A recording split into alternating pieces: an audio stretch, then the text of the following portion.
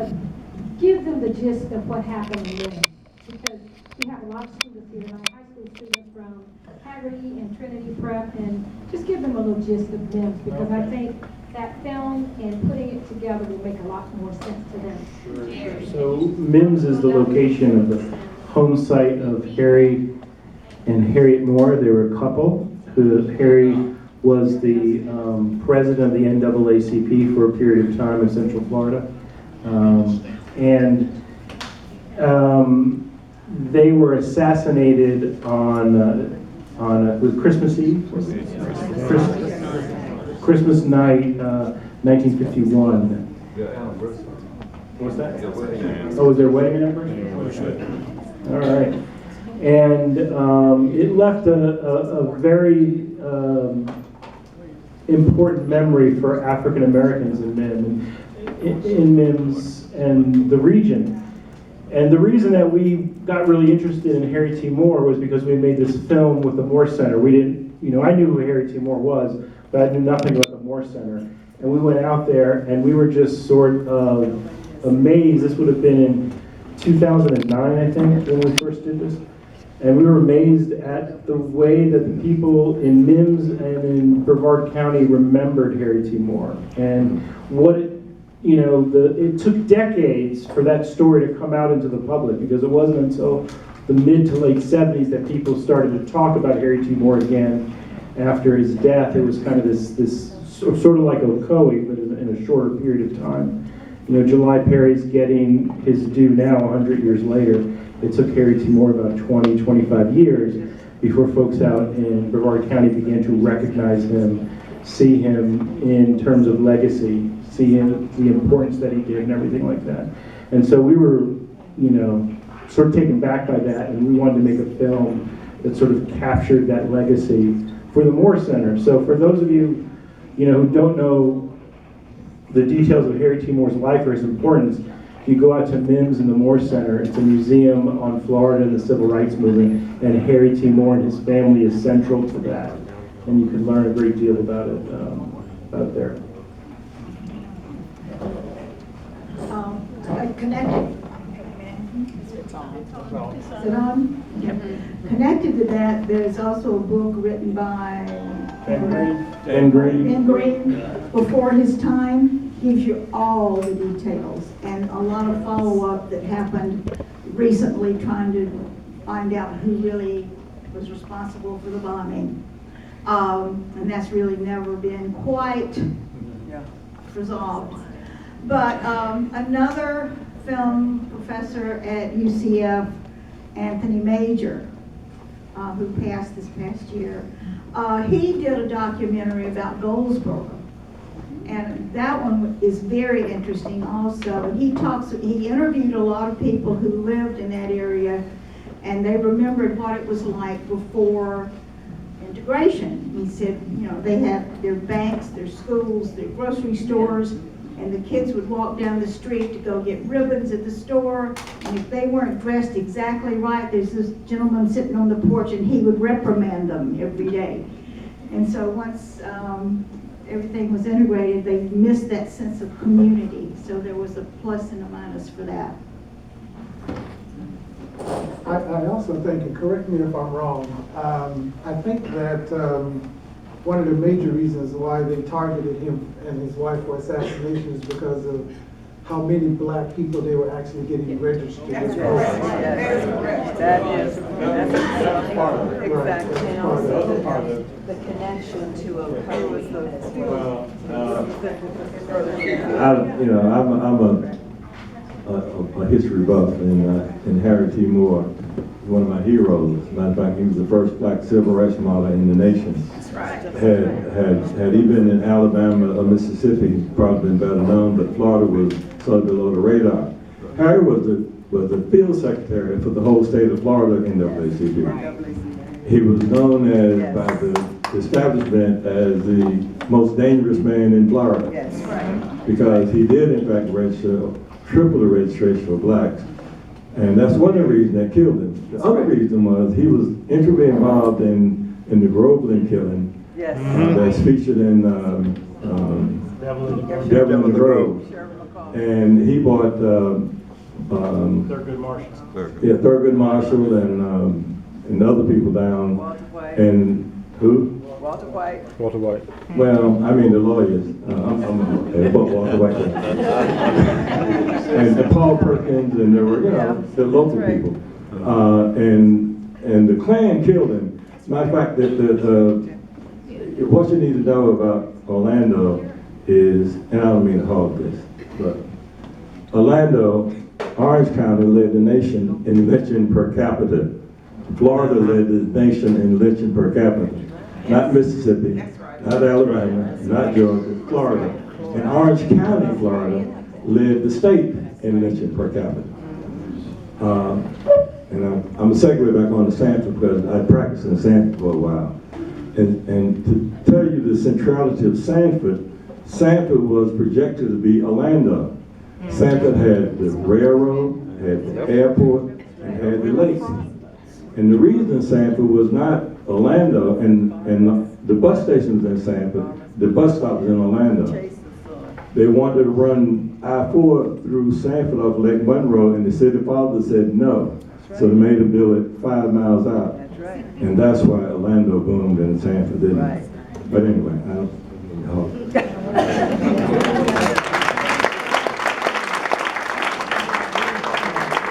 Before we take another question, we have a request from someone in the back that if we speak, if we'll stand so that they can kind of see. At the time that Henry T. Moore was killed, Harry T. Moore, I'm sorry, the main suspect was Willis McCall, who was the sheriff then of Lake County. What you may not know is that the sheriff of Orange County in those days was Dave Starr, and it was determined afterwards, after he died, that he was the head of the Klan in Orange County while he served as sheriff. The FBI did a pretty extensive investigation about the Moore killing and came up with nothing definitive, and a lot of people thought it was a cover-up. So in the 90s, recently, a reporter for the Orlando Sentinel got a hold of the file from the state attorney's office here in Sanford, and it included all of the notes of the FBI investigation, which were not supposed to be made public. But once the reporter got it, he looked at it, and he determined, in his opinion, that the FBI did not do a cover-up, that they really did do a thorough investigation, and that Willis McCall was not behind the killing. But there were several other Klansmen who had since died of I don't remember if it was natural causes or not, who had probably been behind the killing. But while McCall didn't do it, there was no question at all that it was a Klan murder. McCall was the grand in charge of the National White Association. The white. Can't hear you.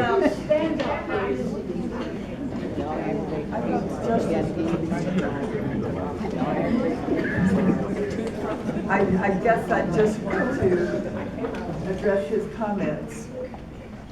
McCall shot the boys. He may not have been the person with the brains, but he was the one who had the gun to shoot him in the back in the orange grove. Right. You're talking about the Devil in the Grove. I'm talking about Harry. Groveland. We're talking about, I was addressing your comment to clear it up, because you said that McCall was not in charge, it was somebody else, but he was the one that had the gun. What I meant to say was he was clear of killing the Moore. The Moore. Oh, yes, I don't of think course. Okay. there was no doubt that All right. he killed Yes. the young man in the grove. Absolutely.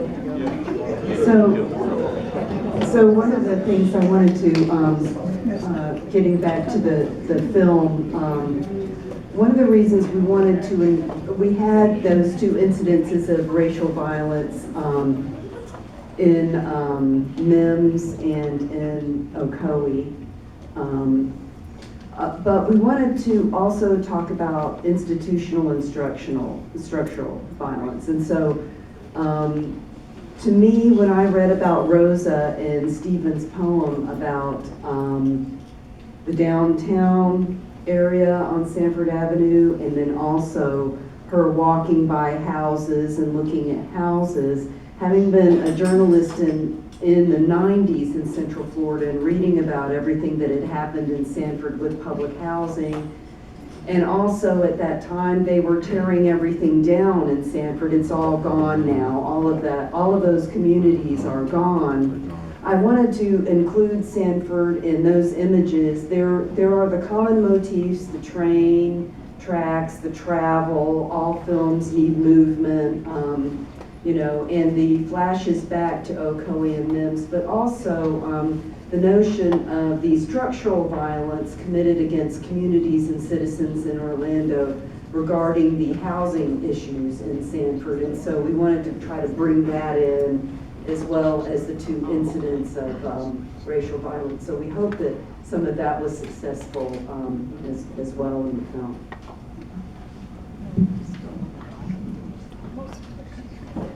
Does anybody else have a question? Okay, well, I have a question. So if you all don't have questions, I have a list of questions.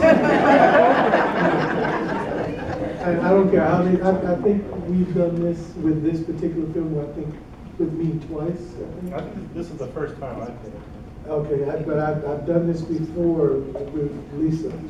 So no matter how many times I've watched this film, I always come up with more questions. So, as any good moderator should, you got questions. All right, so this has traveled the country.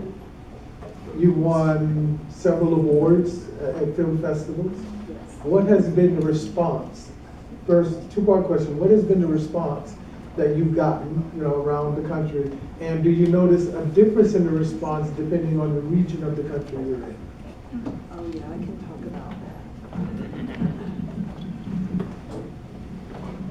So we had the great pleasure of accompanying Dr. Wright to Chicago 2-3 years ago with the film, which was selected to screen at the Injustice for All Film Festival in downtown Chicago. It screened with some other films that were made by what is probably the top respected documentary production group in the nation, Cartimquin Films. And to screen our film with the Cartimquin group was really an honor. They have been making social justice documentaries since the late 60s. Many films about labor, films about social injustice. They were among the first to make documentaries with Vietnam veterans when they came home. So Cartimquin, they ultimately, if you've seen a very famous documentary called Hoop Dreams, that is a Cartimquin film. So we screened with them, and not only that, we received an award, a special award from the judges for the film. And everyone in Chicago, it was a pretty good crowd there, and they loved Stephen. Of course, Gwendolyn is from Chicago. Maybe you could speak to that, because they, one of the things that they liked about the film was, of course, Dr. Wright and his poetry, and there's an indirect connection to Chicago, and maybe you could talk about that.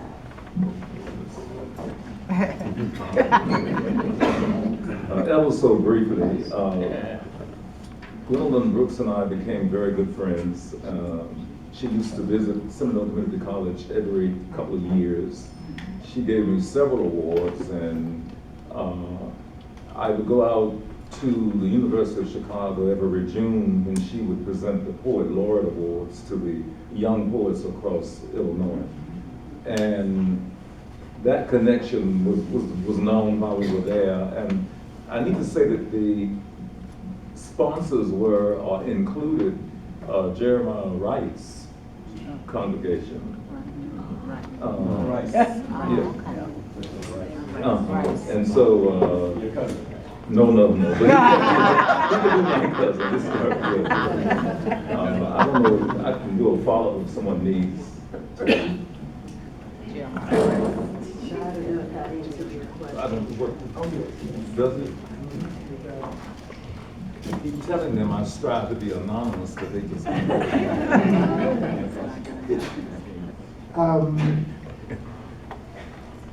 So, why do you feel, and I want each one of you to answer this from your own personal perspective. Why do you feel that a film like this is needful? And I'm asking this with the understanding that there are a lot of people who they are the persuasion that, well, why we keep hearing about the same things over again? We heard that these things happen, they're done in the past. I know why I feel that things like this need to be continuously in the public eye. But I would like to hear it from you all, since this is, your brainchild. And I'll start with Robert. I'm going to hand it over to Kathy, because this is really the point of her thesis, I think. So she's probably the best able to answer them.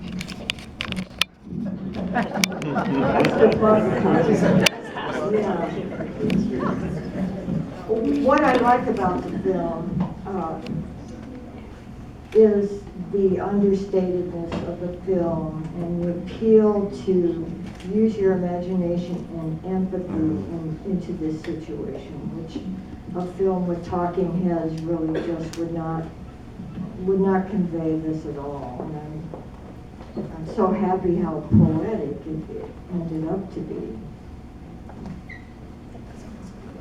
I'm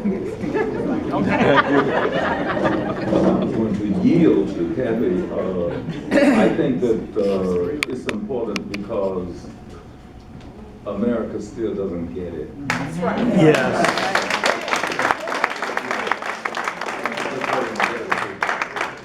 So we keep moving every 20, 30, 40, 50, 60 years away to come back to the same thing. Yes. And it's just devastating.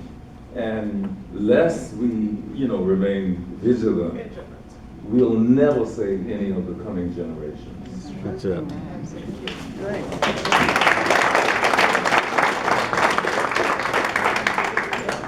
Well, when Jerry Wright asked us to come and show the film a couple of months ago, I was worried because I thought, well, so much has happened since we made that film along the lines of those three cities, the hymns of the three cities, and I felt this obligation to go out and get the new photos, and everything that I showed you, of look at this, look at Sanford Avenue now. But in seeing the film tonight and then seeing those photos, I don't feel all that uplifted by the change. I don't feel all that uplifted by the one marker surrounded by concrete in downtown Orlando. Yes. I don't feel that when I made such a huge trip. I finally got into the Smithsonian Museum of African American History. It was my 4th try to get in, and I finally got in December, and we went directly to that exhibit on the Moors, and I felt deflated. It was just, considering how large that museum is and the civil rights, they've got this big long counter you can sit at and see all these images, and it was just such a small and a dark corner, and I felt deflated. It wasn't enough. And then, I go to Sanford. I love Sanford, and Sanford Avenue's changed a lot. In the film, you see that house with the windows, and I felt like those were eyes looking out at Rosa when she walked down the street, And it's all fixed up now, and all the breweries and restaurants in Sanford Avenue now, they had to declare it a cultural corridor. There's a sign that says cultural corridor on it, and it doesn't really do honor or justice to the life that was there before. And so we need to keep showing this film, I think, because it's all window dressing, the marker, the exhibit, and the cultural corridor just sort of put a Band-Aid over what were some pretty serious wounds. I guess that's my feeling about why we should still show it. The Black history has been swept off the street. Exactly. Yes. There's no indication that it That was we were ever ever there. That's right. That's That's right. right. Newspeak. Huh? Newspeak. Yeah, as a member of the league, I'd like to draw your attention to the fact that that Ocoee incident, that was the first election a couple months after women were given the right to vote. So as Dr. Wright points out, it's a continuum and it never quits. Because there was this historic fact, there has been a lot of documentation and everybody knows what women were subjected to, put in prison, starved and so forth, when they were lobbying and trying to get the right to vote. And it continues, as you say, and I think the most recent example being the efforts that got Amendment 4 in this state. So, if I could take this thing over. No. So I'm actually finishing a book that I hope to send to my publisher before the end of the year on the right to vote in Florida. And so I've been researching this just on my own, not as part of a documentary project or anything like that. And what we have to understand in 1920 is, and this is one of the things, that's sort of informing me in my own research, is we have two examples of African American voting in 1920 that we have to put on both ends of the pole, right? So we have the Ocoee incident, which is an example of extremities. And in Jacksonville, we have something all the way on the other end of the pole, and a lot of people don't know about this. I had written about it in other venues, but the presidential election in 1920 in Jacksonville, same time as Ocoee, the Ku Klux Klan marched through the streets of Jacksonville to intimidate black women from registering and coming out to vote. They did, I think, 3 or 4 days before the election. So there is this link between the 19th Amendment and the attack on African American voting, because conservative whites in the state, whites invested in white supremacy, did not want black women voting and did not want black women energizing the black vote. And that, I think, is at the center of Ocoee, and also the center of Jacksonville, and Walter White actually reported this. Walter White came down to Jacksonville in 1920 to witness some of this stuff, and he wrote about it in Crisis and the New Republic. And he said he came out because, the Ku Klux Klan announced, they wrote a letter to the Jacksonville newspapers, and they said the Ku Klux Klan is reformed and they're going to march down downtown Jacksonville to keep black people from voting. I mean, they were very explicit in their intent. And so they came out, sure enough, on the day of the march, and what Walter White witnessed and reported were black women coming out. Not black men, but black women coming out to make fun of the Klan, called them white trash, yelled at them, threw things at them, right? And then Walter White had some, I don't know if it was someone locally in Jacksonville or if he sent someone down, but they took pictures on the corners of where African Americans voted in Jacksonville, and you saw the lines go all the way down the block, right? And they voted, they came out and they voted, the Klan didn't stop them. So this is the other end of the extreme for black voting in Florida. And ultimately what happened in Jacksonville is, and I believe this was local officials, what they did is they essentially threw out the ballots in the black neighborhoods. And so when I looked at the election returns in 1920 in the different districts, the black districts would have a very, very small number of ballots cast, and you saw the pictures that Walter White had of people standing all the way down the street in the block waiting to vote, but their votes were eventually thrown out. So on to your point, there's very much a link between these two things, the women being enfranchised in 1920 with the 19th Amendment, the attack on black voting in 1920 in these various places in Florida.